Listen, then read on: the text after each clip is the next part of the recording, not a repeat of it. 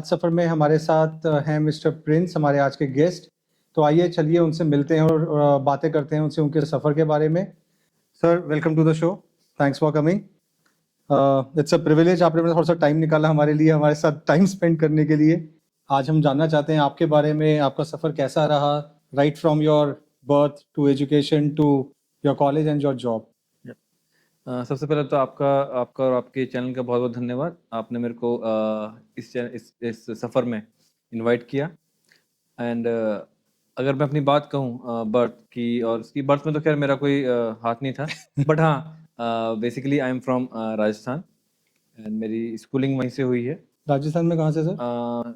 मैं जयपुर से, मेरा बर्थ प्लेस जयपुर है। And nice. मेरी जो इनिशियल एजुकेशन है up to 12th class I will be there. So वहाँ से मैंने अपना स्कूलिंग किया है and then graduation and post graduation I did from Jaipur only. Sir, हम इसमें एक एक तह में धीरे धीरे जाएंगे। जी बिल्कुल। तो आपने बताया आप जयपुर से हैं और स्कूलिंग आपकी सारी जयपुर की है, तो हम वहाँ से शुरू करते हैं। जी सो हम स्टार्ट करते हैं आपके स्कूलिंग से। जी। तो स्कूलिंग में सर आप पतंगबाजी में कितने अच्छे थे? यस, तो पतंगबाजी एक मैं राजस्थान से हूँ, जयपुर से हूँ, तो ये एक वन ऑफ द हमारा बेसिक शौक रहा ही है। हमने खूब पतंग उड़ाई हैं, काटी हैं। इस जैसे fest at that time. So yes, काफ़ी एंजॉय किया हमने और अभी भी हम करते ही हैं। जैसे भी टाइम मिलता है हम अपने जॉब से निकल के हम अपना जाते हैं और अपना फुल फैमिली के साथ एंजॉय करते हैं। और वहाँ पे हमने सुना है मकर संक्रांति और इन सब पे तो बहुत बड़ा मतलब यस यस सेलिब्रेशन है। Yes, Makar Sankranti is one of the the big celebration. Delhi में also it's on 15 August, but yeah, in Rajasthan, Jaipur, it's on 14th of Jan. Yes. Okay. So schooling में आप पतंगबाजी में बहुत अच्छे थे। अब पढ़ाई की भी बात कर लेते हैं। जी। तो पढ़ाई में आपने मतलब आप बैक बेंचर थे या टॉपर थे? You can say it's a backbencher only. Okay. So study almost, yeah, if you can say average, yeah, above average, that's fine. Yeah. Okay, आप अबव एवरेज बैक बेंचर थे। Yes, above average backbencher. By Schooling choice. by choice, yes. That make sense. Nice nice. तो आपका schooling में sir I think 10th तक तो सबके same subjects ही होते हैं। Yes. तो 10th के बाद आपने क्या ऑप्ट किया था? At that time, there was only 4 streams. So, commerce, arts, and science. Mean there were 2 streams only. Up either you can choose maths or biology, okay and I choose for maths. So Okay. initial interest मेरा काफी अच्छा था maths में. So वही PCM लेके there's a combination of physics, chemistry, and mathematics. Got it. So I started from there. So 10th और 12th के board में आपको गिफ्ट मिला था या मार?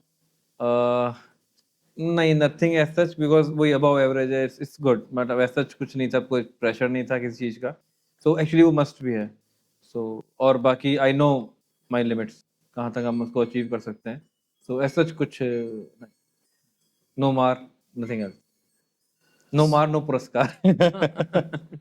सो अबव एवरेज को आप अगर डिफाइन करेंगे आज की जनरेशन के हिसाब से, तो वो डिस्टिंक्शन अबव एवरेज होती थी या 80s 90s above average student होता था या 60-70 वाला अबव एवरेज स्टूडेंट होता था देखिए उस समय में? देखिए यहाँ पे डिफरेंट चीज है, because it depend on the board actually. So I am from Rajasthan board, that typical Okay. Hindi medium. So जो स्केलेबिलिटी है दोनों चीजों की, दोनों का जो criteria that is got it way different. Got it so you can't basically you can't set up one scale. Got it. So parents की expectation कैसी रहती थी आपसे पढ़ाई को लेके? पेरेंट्स आपके फादर मदर करते क्या थे? मेरे फादर उस टाइम जॉब में थे, ही वाज इन LIC, अभी Okay. तो खैर रिटायर हो गए हैं। And my mother housewife okay. So. सो उनका कैसा मतलब वो रहता था कि आप पढ़ो पढ़ो, होमवर्क करो, खेलने नहीं जाना, पढ़ाई करनी है, या फिर तुम जी लो अपनी जिंदगी? नहीं, ऐसा कुछ उनका नहीं था। उनका बस ये इंटेंशन था कि जो भी आप काम कर रहे हैं, ठीक है, कुछ ऐसा काम करें कि बाद में रिग्रेट नहीं करना पड़े। There is one single punch line they have always told me. Okay वो अभी भी वो कहते ही हैं कि टेक योर ओन डिसीजन, ताकि एटलीस्ट अगर वो अच्छा भी हो रहा है, it's you are the responsible, गलत भी होगा तो you are the only responsible. To be, अगर मैं समराइज करूँ इस चीज़ को, तो ये है कि आपकी लाइफ का जो कंट्रोल है, रिमोट वो आपके हाथ में होना चाहिए, किसी और के हाथ में नहीं होना चाहिए, ताकि at least you can't blame someone else. Exactly sir, agreed. So sir 12th में आपने कहा आपके अच्छे नंबर आ गए थे, या तो जब आपने 12th पूरी कर ली तो आपको क्लैरिटी थी कि अब आपको लाइफ में आगे क्या करना है, क्या स्ट्रीम लेनी है, मेरा कैरियर कैसे होना चाहिए, या आप भी एक नॉर्मल स्टूडेंट की तरह, हाँ यार मेरे को मेरे दोस्त जहाँ जा रहे हैं तो मैं यही लूंगा, ये क्या क्या आपका पर्सपेक्टिव था उस पॉइंट ऑफ टाइम?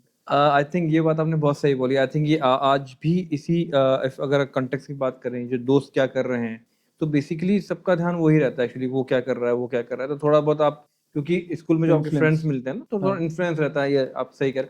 तो वो था उस टाइम पे, okay but somehow there again some limitations, क्योंकि उस टाइम पे राजस्थान में एक वो था कि जैसे RPET, Rajasthan pre engineering test for entrance for the B, okay तो उसमें एक एज लिमिट थी, 17 years age for that time, but somehow I was under age, but मेरे जो फ्रेंड्स थे एक्चुअली वन ईयर ही अंडर एज था, बट या बट मेरे फ्रेंड्स थे वो सब चले गए थे, आई वाज अलोन। ओके अब I was just one option, या तो मैं कहीं जाके प्रिपरेशन करूं वन ईयर की एंड देन अगेन मैं जिसे अपना ड्रॉप करना कहते हैं। ड्रॉप करना कहते हैं, राइट। ओके सो लेकिन वो मुझे सही लग नहीं रहा था। Then again my father came to me and then said okay, it's better to go for the you can get graduation from somewhere else, first thing is that, and then meanwhile if you want you can give the exam, तो at least अगर आपका interest रहेगा you can go for the PAT, but at least आपका जो एक साल है you can save your one year, correct so better to take decision based on the present scenario. So then what I took, I go for that the science college, the Maharajas College, Jaipur. So you were eligible for graduation but not for entrance exam. Engineering exam, engineering entrance exam, sorry, exam, but engineering yes, exam. yes, but for the Okay. for the normal graduate, You were eligible yeah, for yeah. it. Okay. So based on the 12th of marks, I got admission in Maharajas College, that is science college, ठीक है and then I got admission from there. My father also studied from there only, so it's a very proud moment for me as well. Absolutely. कोई professors थे पापा के time पे? नहीं sir, ऐसा तो मेरे को कुछ ध्यान नहीं है, बट हाँ, नहीं ऐसा कुछ नहीं है ना। नहीं, कई बार होता है ना, फादर की भी जो बातें होती हैं कॉलेज के, वहाँ के स्टूडेंट, वहाँ के प्रोफेसर्स बताते हैं, तो वैसा कुछ नहीं हुआ नहीं जैसे वैसा पिक्चरों कुछ में नहीं हुआ, होता है। बट वो फादर का ही स्टोरी थी जो मैं सुनता था कि मैं महाराजा कॉलेज में था, बहुत कुछ चीज़ें हैं, लेकिन हाँ वहाँ से काफ़ी अच्छा एक्सपोजर मिला मेरे को, और it was a turning point for me as okay sir, यहाँ पे बहुत इंपॉर्टेंट क्वेश्चन, वेल। आप अपने घर में बहुत फैमिली के सपोर्ट के साथ बड़े हुए, जी पेरेंट्स बहुत सपोर्टिव थे, जी आपने पतंगे उड़ाई, नंबर डिसेंट लाए, बाय चॉइस आप बाइक बेंचर थे, ठीक। तो जब कॉलेज गए तो कुछ पंख निकले, कुछ हवा में उड़े?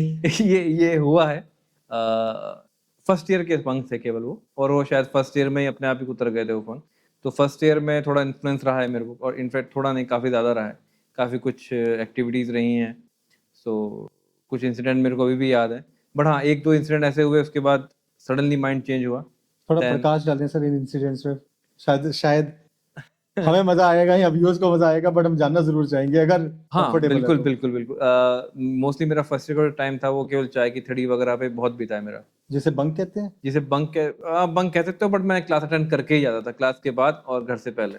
ये बिल्कुल वैसे ही है जैसे by choice back back bencher bencher थे, थे, राइट? Right right. आप क्लासेस तो अटेंड कर रहे थे, अटेंडेंस पूरी कर रहे थे, पर फ्री टाइम आप निकाल लेते थे चाय यस के लिए, यस, तो वो क्योंकि अकेले निकालते थे या नहीं मतलब पूरा सहेलियां पूरा होती थी? नहीं सर, बॉयज कॉलेज था सर, अरे सहेलियां नहीं थी इस टाइम इसीलिए फिर वहां जाते थे नहीं तो जाते तो इसलिए हैं, वहां पे मिल जाए कोई चाय पीते हुए।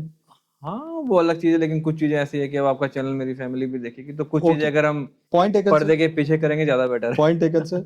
हम लेकिन लड़कों के हाँ साथ चाय पीते थे। हाँ बिल्कुल, ओके वहाँ पे सर हमारा टाइम स्पेंड होता था, काफी मैंने टाइम वहाँ खराब किया है मैंने अपना, एंड हमारा पीटी भी बहुत हुई है। इनफैक्ट मेरे को एक इंसिडेंट याद है, मैं आई थिंक उसके बाद ही मेरे अंदर ये जो बदलाव हुआ, डिसीजन लिया है मैंने। हम आई डोंट नो, कुछ एक दोस्त से, मुझे इंसिडेंट याद नहीं है क्या हुआ, लेकिन हम somehow हम एक सिनेमा हॉल में घुस गए, टॉर्च लेके किसी को ढूंढ रहे थे वहाँ, उसको आई डोंट नो क्यों मार रहे हैं, क्या मार रहे हैं पता नहीं, आई डोंट, वो मुझे पूरा भाई याद ने नहीं। बोला मारने का तो मार रहे बस वही था, तो बस वहां से जैसे ही हम भागे तो सडनली पता नहीं मेरे दिमाग में क्या थॉट आया कि मैं नहीं नहीं मैं कहीं गलत डायरेक्शन पे हूँ, ये सही नहीं है, इट्स और ये सही भी है एक्चुअली। क्या होता है ना कि लाइफ क्या है, life is all about decision. Correct. तो वो इवेंट आया, वहां से फिर मुझे लगा नहीं ये डिसीजन गलत है, कहीं कुछ गलत हो रहा है, देन आई इमीडिएटली, मैंने सेकंड थॉट सोचा ही नहीं क्या होना है, immediately left that group, that's it. तो first year I survive, second and third it was quite good, group अच्छा मिला, एंड अगेन मैं कोट कर रहा हूँ, क्योंकि अगर आप इंटेंशन आपका अच्छा है तो अच्छी चीजें अपने आप आपसे जुड़ी चली जाएंगी, लोग आपसे जुड़ते चले जाएंगे, और इमीडिएटली जो नेगेटिविटी है वो दूर होती चली जाएगी। आप पॉजिटिव हैं तो आपको पॉजिटिविटी ही मिलेगी, आप सोचेंगे नेगेटिव तो नेगेटिविटी मिलेगी। बिल्कुल। Cut off. सो आपने ग्रेजुएशन किया, ग्रेजुएशन के बाद आप का नेक्स्ट स्टेप क्या था, मास्टर्स करना या जॉब करना? पहले तो ये था कि जॉब ही करें, बट समहाउ फिर मेरे फादर हम समझाया कि नहीं ठीक है, it's not right as to go for job, because again हर फैमिली कंडीशन अलग होती है, तो एज सच रिक्वायरमेंट नहीं थी, तो रिक्वायरमेंट नहीं थी, देन माय फादर सजेस्टेड कि let's go for the study, ये पढ़ लो, बहुत टाइम है अपने पास, ठीक है। फादर स्टूडियस थे बहुत अपने टाइम में? स्टूडियस, यस, उन्होंने पढ़ाया भी है काफ़ी, वो कॉलेज चलाते थे, ओ हालांकि उन्होंने छोड़ दिया था उस टाइम पे, लेकिन हाँ वो थे, तो Okay. They know the value of the education actually. Correct correct. तो उनके सजेशन से फिर मैं then I move ahead with this the PG, so मैंने वहीं से फिर एमएससी किया मैंने फिजिक्स में। फिजिक्स। Yes, okay. तो आपका जो ज़्यादा रुझान था वो टुवर्ड्स साइंस जाना शुरू हो गया मैथ्स के जी, साथ साथ? यस। ओके। तो आपने अपना ग्रेजुएशन किया मैथ्स के साथ, फिर आपने साइंस में मास्टर्स किया, जी। उसके बाद जॉब? Again influence, Okay. दोस्त कौन क्या कर रहा है, कैसे कर रहा है, किस तरह कर रहा है, सो देन वहाँ पे उस टाइम पे हमने पहले मेरा रुझान था लेक्चरशिप की, क्योंकि उसके लिए हमें पीजी चाहिए होता है, ओके तो लेक्चरशिप के लिए एग्ज़ाम दिया मैंने नेट का, बट समहाउ मैं क्रैक नहीं कर पाया वो चीज़ें, ओके। जबकि मेरा इनिशियल इंटरेस्ट वही था कि और शायद ये लेक्चरशिप। आपका पहला फेलियर था? आप पहले स्कूल करना था, कॉलेज करना था, सब आराम से हो रहा सब, था, हाँ, ये ये मेरा पहला आपका पहला फेलियर कॉम्पिटिटिव था? एग्जाम था कि ठीक है, उसमें ठीक है नहीं हुआ, लेकिन ठीक है आप रुके नहीं, फिर again there is another competitive exam that is GATE, जो कि पोस्ट ग्रेजुएशन के बाद किया जाता है, सो उसमें ठीक है I got a decent score, okay and based on that I got a basically master of techno for master of technology from IIT Delhi I guess, and then IIT Roorkee. आपके तो पास दोनों हाथ में लड्डू थे? यस, एंट्रेंस के लिए थे, but again I need to fight for the interview and all these things, so तो कौन सा लड्डू खाया आपने? I choose basically IIT Roorkee, okay then वहाँ पे फिर मैंने एमटेक किया हाइड्रोलॉजी में। Okay. Hydrology. Hydrology, so okay आपको थोड़ा मैं हाइड्रोलॉजी में, hydro is water and logy is science, so is water science, okay so is one of the branch of civil, okay.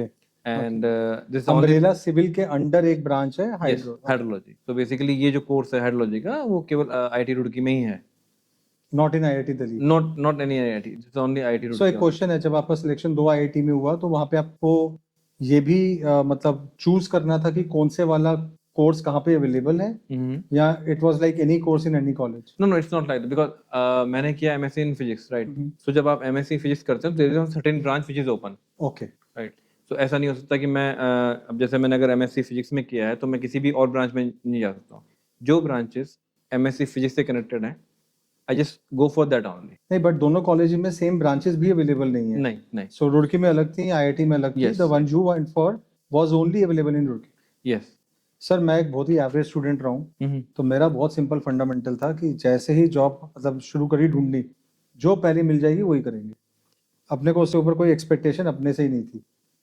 आप आईआईटी से निकले, आपने उससे पहले इतनी सारी पढ़ाई करी and you were a decent student, तो आईआईटी में तो एक एक्सपेक्टेशन होती है कि मतलब जॉब्स की पूरा बुफे लगा हुआ है, you will pick and choose the job. How was it for you? It was a very nice experience, is what it was something जो एक सेटबैक था? How was it for you?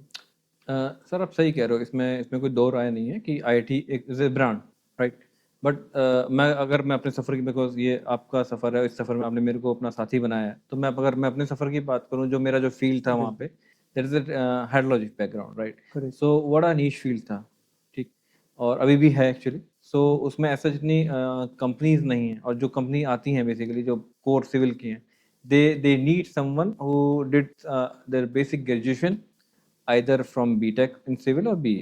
But I am from the BSc in PCM mathematics, and then my post graduation in physics. So that is difficult actually. सो आपके building blocks align नहीं थे market की need के हिसाब से, अगर मैं इसको सही समझ पा रहा हूँ? Yes, मैंने भी वही किया है एक्चुअली, जैसा जो आया मेरे पास, जो be I was be with the flow, because sometime you won't understand कि क्या नेक्स्ट स्टेप होगा, राइट, बट आपके पास जब कोई ऑप्शन नहीं है तो जो बेस्ट ऑप्शन दिखा, I choose that one. Sir hats off to you, because look, मतलब ठीक है आज की डेट में बोलना आसान है, बट अगर आज की डेट में आप सोच के देखो, बहुत इजी है पेरेंट्स को ब्लेम करना कि यार पेरेंट्स ने कहा तू अभी ड्रॉप मत कर, तू ग्रेजुएशन कर ले, और आज उसका रिजल्ट ये हुआ कि you didn't had the building blocks, but you don't had any No. Grudges against your parents और Nothing. No wrong thoughts. आपने कहा ठीक है, this is what I have today and I move forward Right. From there. So this is very important and appreciable. Thank you. Okay, nice nice. तो okay, so आपकी फिर job, वहाँ से आपको एक प्लेसमेंट मिली। जी।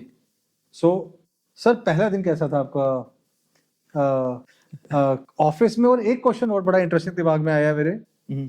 आपके ऑफिस में खाना सर्व होता था नहीं होता था उस टाइम? उस टाइम आई थिंक नहीं कूपन था या I think there was food but on the payment basis is पर नॉट ऑफिस अरेंज ऑफिस करता में था? अरेंज करते थे या बिकॉज राइट ये आपका ऑफिस जयपुर में था या?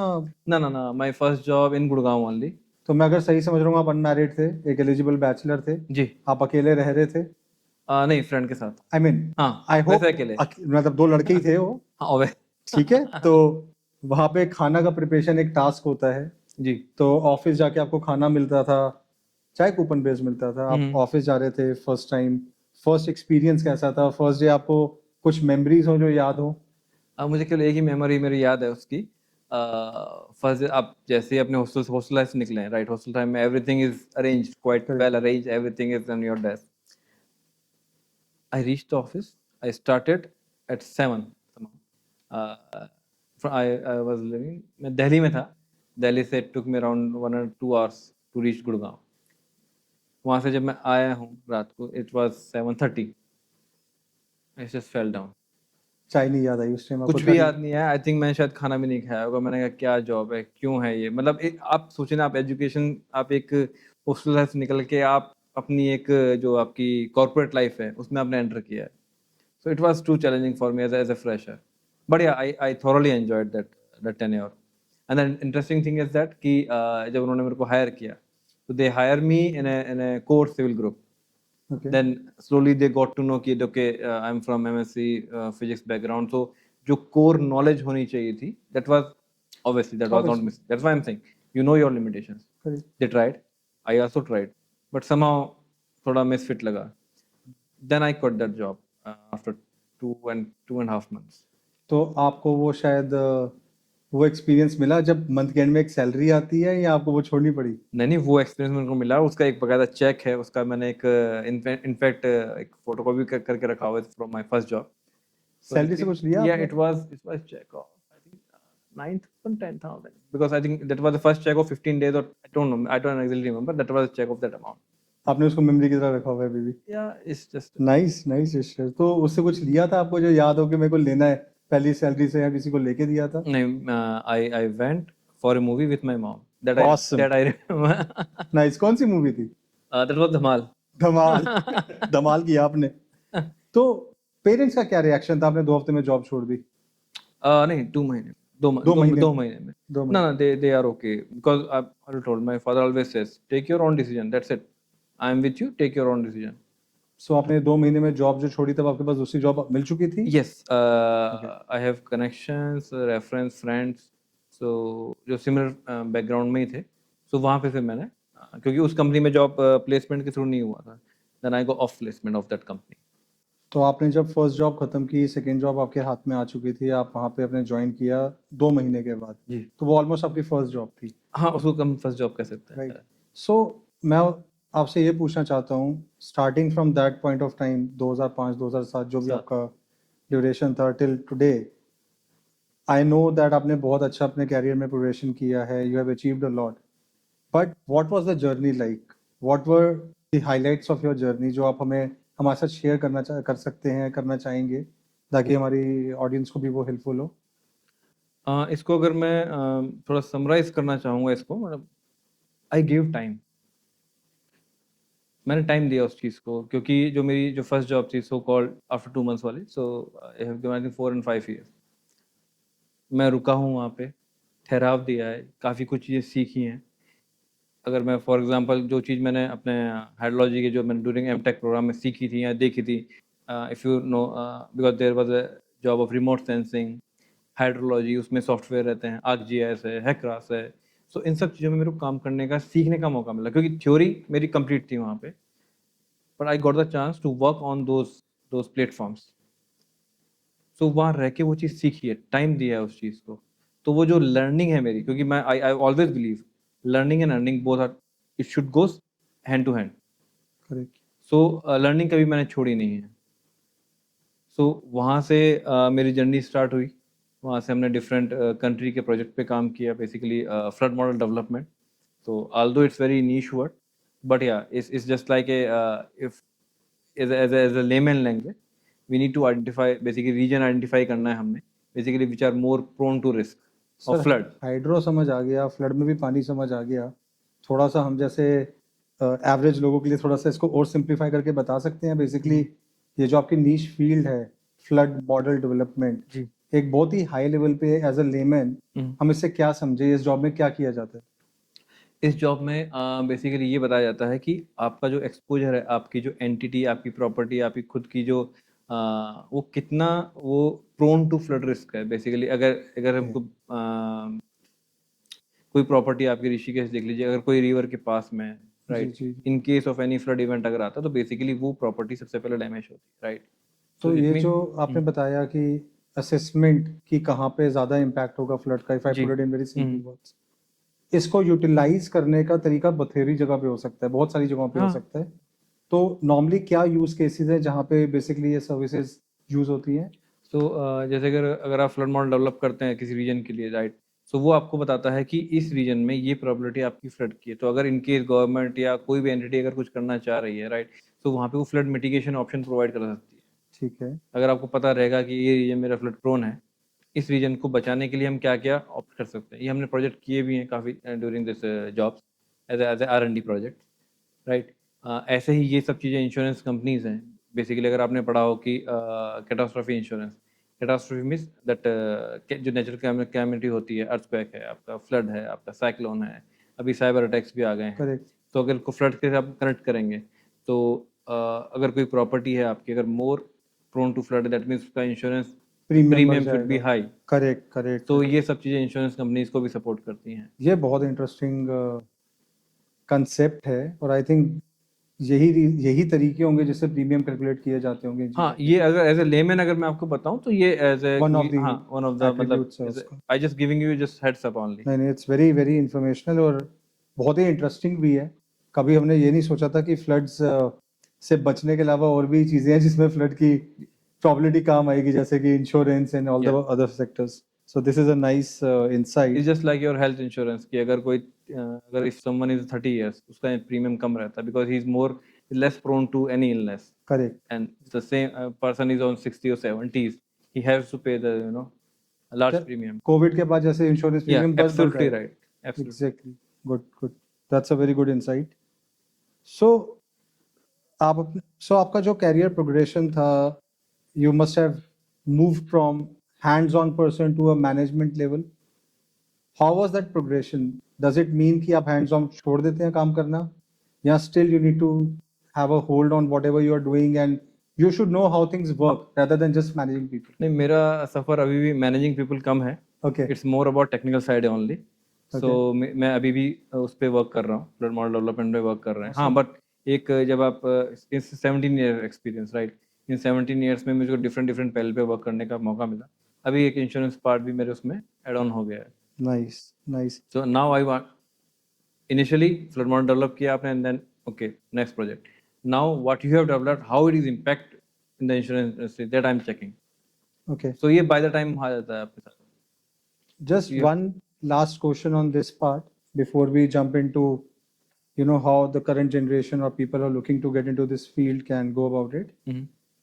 जैसे नॉर्मली हर कॉर्पोरेट और एंटरप्राइज सेक्टर में एक सिस्टम रहता है that you have a choice to make whether you want to go in a management field or you want to remain in the technical field, and after some level then you have to move into a CXO role. So is it same आपकी industry में भी कि it's a choice you can make between technical and managerial, or everybody who is in this field needs to be hands on till the time they reach a level जहाँ पे अब they are not contributing enough in terms of ROI कि उनको move होना ही पड़ेगा manager? Mostly जहाँ तक मैंने देखा है मेरे फील्ड में mostly are technical side only. Okay, manager side no is so I IT have से यहाँ not- पे डिफरेंशिएटर हो जाता है Yes. क्योंकि आईटी में it's different, yes you have option to move between two fields. Yes, यहाँ पे आपको टेक्निकल रहना है, आपके जो नॉलेज डेटाबेस है उसको टाइम टू टाइम अपडेट करना है, प्लस डिलीवर करना है काम आपको बेसिकली काम in terms deliver- of implementations and. हाँ वो तो खैर है ही साइड बाय साइड, क्योंकि जैसे मैं एग्जांपल देता हूँ आपको, क्योंकि जैसे इजरी है, इजरी का ArcGIS सॉफ्टवेयर है, Okay. आपका हैकरास है, वो I think I will give you the list, you can share with your audience that will be in your helpful. channel. So it is continuously updating. तो जब वो Okay. सॉफ्टवेयर अपडेट हो रहा है तो आपको भी अपना खुद का अपडेट करना ही पड़ेगा। Perfect. आपकी that's why I am saying learning with earning, आप लर्निंग Makes sense. छोड़ नहीं सकते हैं। Makes sense. This is really तो helpful, ये sir. आपको कंटिन्यू आपको अपने सिस्टम को अपनी हार्ड डिस्क को अपनी हार्ड ड्राइव को टाइम टू टाइम अपडेट करना ही पड़ेगा। Makes sense. Makes sense. Thank you. This is helpful. चलिए सर हम लास्ट सेक्शन की तरफ मूव करेंगे। जी। सर आज की डेट में अगर किसी को आपकी इस फील्ड में घुसना हो हम्म। तो बेयर मिनिमम क्या कैरियर पाथ रहेगा इन टर्म सॉरी क्या एजुकेशन पाथ उसको चूज करना चाहिए? मैं एक साथ आपसे 2-3 क्वेश्चन पूछूंगा, आप उसको जैसे भी रिप्लाई करना चाहें। एक, बेयर मिनिमम क्या एजुकेशन पाथ होना चाहिए? दूसरा, इन टर्म्स ऑफ सैलरी लोग क्या एक्सपेक्ट कर सकते हैं? और to make this answer very very comparative, अगर मैं आईटी की बात करूं, when we started, normally a salary of 10,000 12,000 per month was good start for an average person. आज की डेट में वो जंप करके 2 लाख 2.5 लाख से लेके 5 लाख के बीच में बहुत नॉर्मल फिगर हो गई है। I mean it is still variable, but मैं आपको एक बेंचमार्क नंबर एग्जांपल दे रहा हूँ आईटी का। सो क्या एजुकेशन पाथ होना चाहिए, सैलरी एक्सपेक्टेशन क्या होनी चाहिए, growth in terms of salary and position आपकी इस फील्ड में, उसका ग्रोथ का जो ग्राफ है वो कितना फास्ट होता है? आईटी में you can jump companies, get good salaries, is it same for your enterprise industry also? ठीक है, मैं आपका जो क्वेश्चन है वन बाय वन लेता हूँ। तो जैसे पहले आपने पूछा एंट्री के लिए, तो जहाँ जहाँ मैंने अपनी लिमिटेशन देखी कि I am not from the civil background, but या the people who are doing civil engineering, तो आइदर बीई हो या बीटेक हो, सो या तो वो बंदा सिविल इंजीनियरिंग का हो या वाटर रिसोर्स मैनेजमेंट का है या एनवायरनमेंट, बिकॉज हाइड्रोलॉजी क्या है, hydrology is related with the environment, right? So इसमें जब आप सिविल इंजीनियरिंग के थ्रू आएंगे तो you will get the work on dams and everything. फिर आपका एनवायरमेंटल साइंस में सेम स्ट्रीम है आपकी, वाटर रिसोर्स मैनेजमेंट, वो आपकी एक स्ट्रीम है जिसमें आप अपना ग्रेजुएशन कर सकते हैं। Again if you talk about this the PG, जो जिस रास्ते से मैं आया हूँ उसमें geography is there. If PG अगर आप करते हैं तो आप फिजिक्स में कर सकते हैं, ज्योग्राफी में कर सकते हैं, आपका रिमोट सेंसिंग में आप कर सकते हैं। सो ये जो फील्ड्स हैं इसके थ्रू आप इन सब चीज़ों में एंट्री कर सकते हैं। बट हाँ, साइड में एक चीज़, अगर आपको कोडिंग का अगर नॉलेज है, so you can connect those thing very easily. क्योंकि अभी जितने भी अगर आप देख रहे हैं सॉफ्टवेयर आ चुके हैं हर एक चीज़ के बेसिकली, करेक्ट। तो ArcGIS is there, ArcGIS is there, Hycras, HMS, जो कि ये लिस्ट जो मैं आपको दूंगा शायद आई थिंक यू कैन मैं इजीली ऑडियंस विल डालूंगा। Connect. So that software will connect through this different coding language, which is a part of Okay. integration, you can say. Different software connect with this coding environment and develop all these things as per the requirements. सो अब हम बात करते हैं जो सबसे important, जिसके लिए जी। लोग वेट कर रहे हैं, सैलरी। जी या आपने सही सैलरी, आई थिंक अभी इतना आप जो जितना भी सोशल मीडिया है या इतना एक्सपोजर हो गया कि nothing is hidden, everything is open actually. So salary का if I say maybe again is subjective only, but as per my experience I think minimum I think 4 to 5 अच्छा, yeah so it's a good start point.